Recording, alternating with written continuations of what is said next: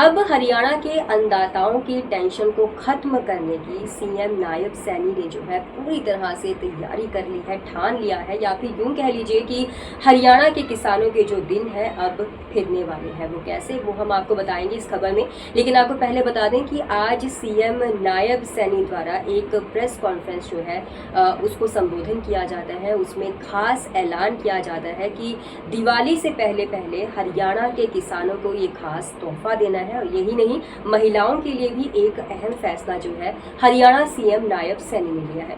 सबसे पहले अगर बात की जाए तो किसानों की सबसे बड़ी प्रॉब्लम, सबसे बड़ी टेंशन यही होती है ना कि जो कुदरती आपदाओं की वजह से या फिर किसी और कारण की वजह से जो उनकी फसलें खराब हुई हैं उसकी भरपाई कैसे होगी। तो उसी चीज को मद्देनजर रखते हुए सीएम नायब सैनी ने ये खास ऐलान किया है कि दिवाली से पहले पहले जितने भी किसान हैं जिनकी बारिश की वजह से फसलें खराब हो गई हैं उनको दिवाली से पहले पहले मुआवजा मिल जाएगा।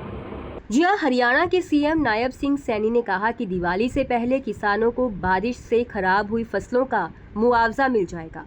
इस बार फसल के लिए कर्ज लेने वाले जो किसान हैं उनकी वसूली भी रोक दी गई है। वहीं जानकारी के मुताबिक 6,397 गांव के 5,37,000 किसानों ने करीब 31 लाख एकड़ में खड़ी फसल बर्बाद होने का ई क्षतिपूर्ति पोर्टल पर रजिस्ट्रेशन कराया था। सरकार खराब फसलों के लिए प्रति एकड़ 15,000 रुपए तक मुआवजा दे रही है। आपको बता दें, चंडीगढ़ के हरियाणा निवासी में बुधवार को प्रेस कॉन्फ्रेंस कर सीएम सैनी ने ये भी बताया कि बारिश के दौरान बाढ़ और जलभराव से घरों, घरेलू सामान और पशुओं के नुकसान के लिए 2,386 लोगों को मुआवजे के तौर पर 4,72,06,000 रुपए की राशि उनके खातों में पहुंचाई जा रही है। इनमें 2,371 मकानों के नुकसान के लिए 4,67,75,000 रुपए, 13 पशुओं के नुकसान के लिए का मुआवजा शामिल है। उन्होंने ये भी कहा कि 1 नवंबर को महिलाओं के खातों में लाडो लक्ष्मी योजना के 2,100 रुपए आ जाएंगे।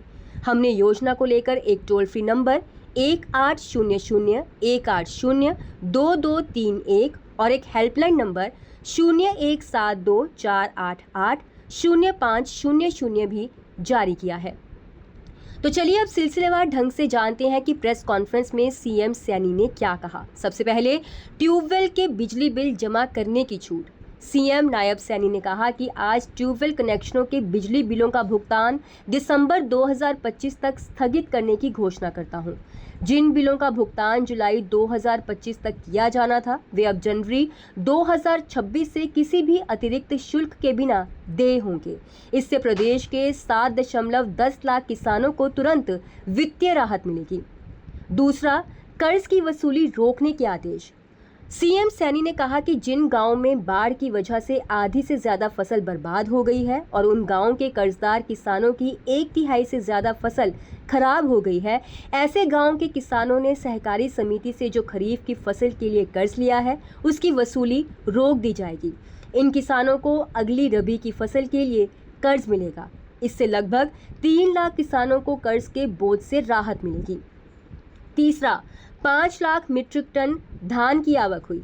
नायब सैनी ने बताया कि 30 सितंबर तक अनाज मंडियों में 5 लाख मीट्रिक टन धान की आवक हुई है। अब तक 3,58,000 मीट्रिक टन धान खरीदी जा चुकी है। राज्य में धान की खरीद 1 अक्टूबर की बजाय 22 सितंबर से और बाजरे की खरीद 23 सितंबर से शुरू हुई। किसानों के खातों में लगभग 109 करोड़ रुपए की राशि डाली गई है।